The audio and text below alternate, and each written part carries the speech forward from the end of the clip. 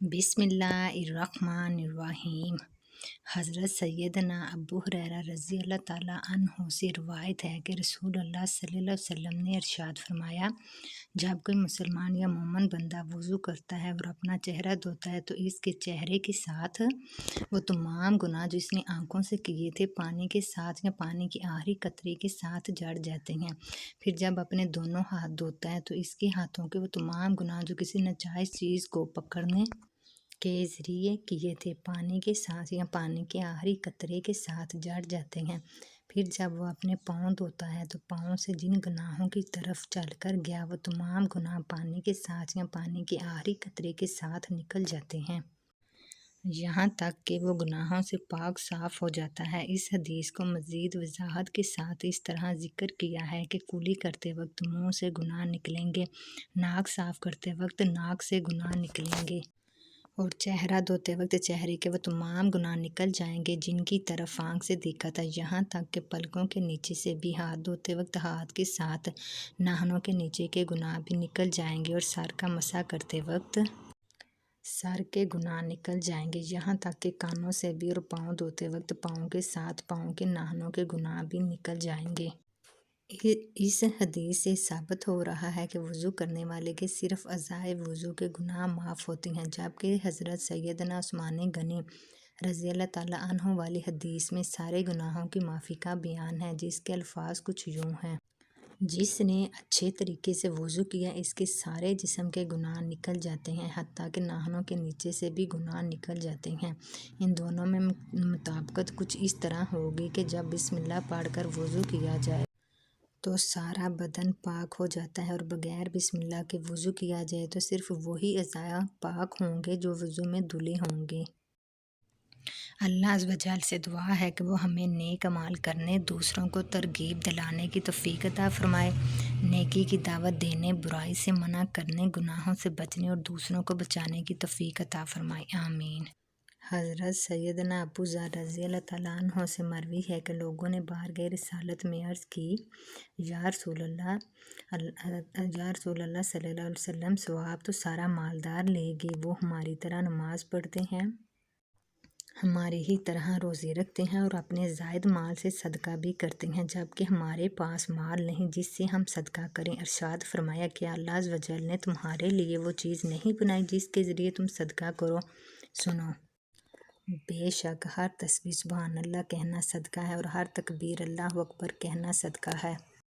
ہر تمہید الحمدللہ کہنا صدقہ ہے اور ہر تہلیل لا الہ الا اللہ کہنا صدقہ ہے، نیکی کا حکم کرنا صدقہ ہے اور برائی سے منع کرنا صدقہ ہے اور اپنی زوجہ سے صحبت کرنا بھی صدقہ ہے۔ صحابہ کرام علیہ السلام نے عرض کی، یا رسول اللہ صلی اللہ علیہ وسلم، ہم میں سے کوئی اپنی خواہش کی تکمیل چاہتا ہے تو کیا اس پر بھی اس کے لیے اجر ہے؟ ارشاد فرمایا، تمہارا کیا خیال ہے اگر وہ حرام جگہ اپنی خواہش پوری کرتا تو اسے گناہ نہ ملتا؟ اسی طرح جب وہ حلال جگہ اپنی خواہش پوری کرے گا تو اسے اس پر اجر ملے گا۔ نیکی کا حکم دینا اور برائی سے منع کرنا یہ بھی صدقہ ہے، اسی طرح سبحان اللہ، الحمدللہ، اللہ اکبر اور لا الہ الا اللہ کہنا بھی صدقہ ہے۔ اذکار مذکورہ کے مقابلے میں امر بالمعروف و نہی عن المنکر یعنی نیکی کی دعوت دینے اور برائی سے منع کرنے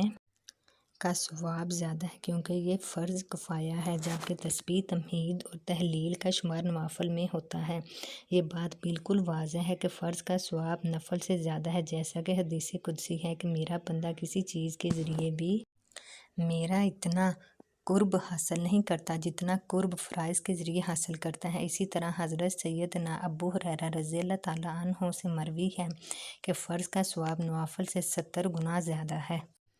اپنی زوجہ سے صحبت کرنا بھی صدقہ ہے، اس میں اس بات پر دلیل ہے کہ مباح چیزیں بھی اچھی نیت سے عبادت بن جاتی ہیں، بس حق زوجیت کی ادائیگی، اچھے سلوک، نیک اولاد کی طلب، خود اپنی یا زوجہ کی پاک دامنی، حرام اشیاء کی طرف نظر اور ان میں غور و فکر سے بچنے یا کسی نیک کام کی نیت سے اپنی زوجہ سے صحبت کرنا بھی ثواب ہے۔ حضرت جریر بن عبداللہ رضی اللہ تعالیٰ عنہ کہتے ہیں کہ میں نے رسول اللہ صلی اللہ علیہ وسلم سے نماز قائم کرنے، زکوٰۃ دینے اور ہر مسلمان کے ساتھ خیر خواہی کرنے پر بیعت کی۔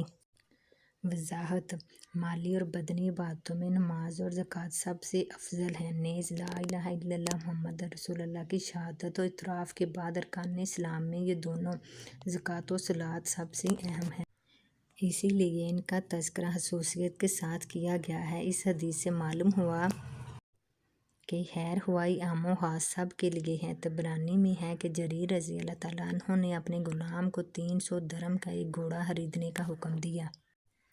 غلام گھوڑے کے ساتھ گھوڑے کے مالک کو بھی لے آیا۔ جریر رضی اللہ تعالیٰ عنہ نے کہا کہ تمہارا گھوڑا 300 درہم سے زیادہ قیمت کا ہے، کیا اسے 400 میں بیچو گے؟ وہ راضی ہو گیا۔ پھر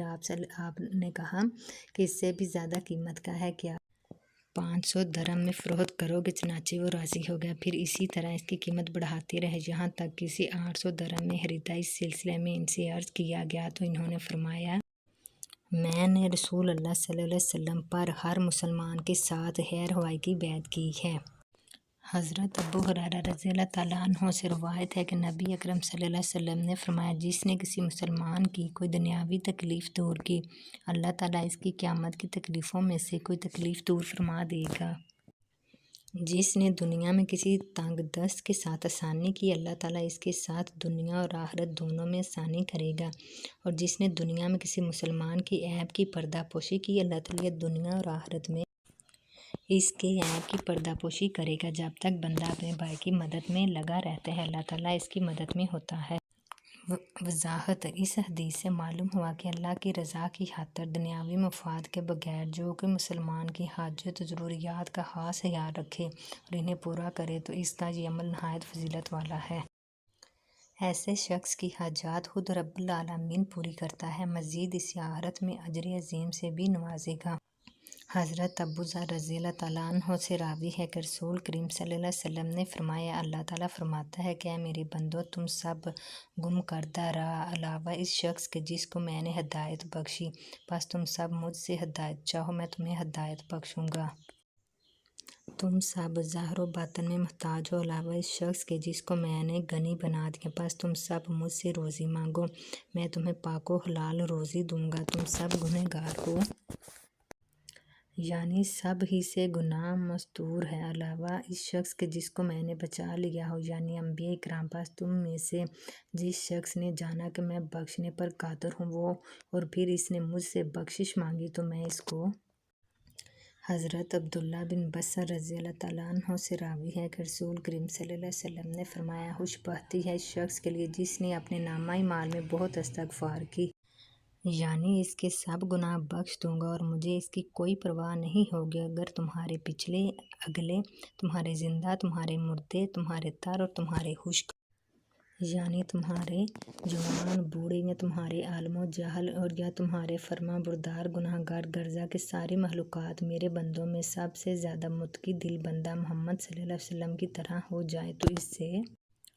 یعنی تمام مخلوقات کے عبد و متقی ہو جانے سے میری خدائی میں ایک مچھر کے برابر بھی زیادتی نہیں ہوگی۔ اور اگر تمہارے اگلے، تمہارے پچھلے، تمہارے زندہ،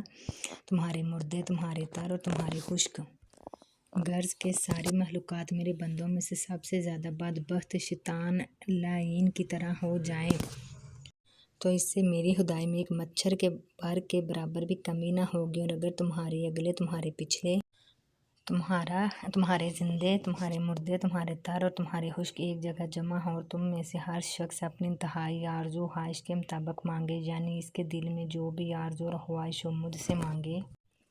اور پھر تم میں سے ہر شخص کو اس کی خواہش کے مطابق دوں تو اس سے میری خدائی میں کچھ بھی کمی نہیں ہوگی۔ ہاں اگر بالفرض محال کمی ہو بھی تو وہ اسی قدر ہوگا جتنا کہ ایک سوئی پر پانی لگ جاتا ہے، ورنہ حقیقت میں اللہ کی خدائی میں کمی کے کسی بھی درجے کا کیا سوال، وہ کتنا ہی دے، اس کے ہاں ہرگز کمی نہیں ہوتی۔ اور اس کا سبب یہ ہے کہ میں بہت سخی ہوں، بہت دینے والا ہوں اور جو چاہتا ہوں کرتا ہوں،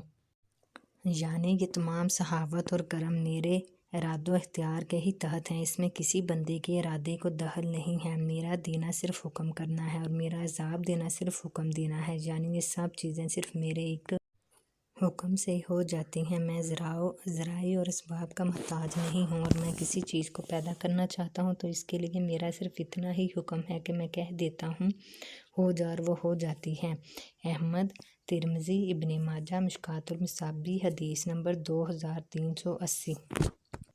دوستو، اگر آپ حدیث سننا پسند کرتے ہیں تو چینل کو سبسکرائب کر لیں۔ شکریہ۔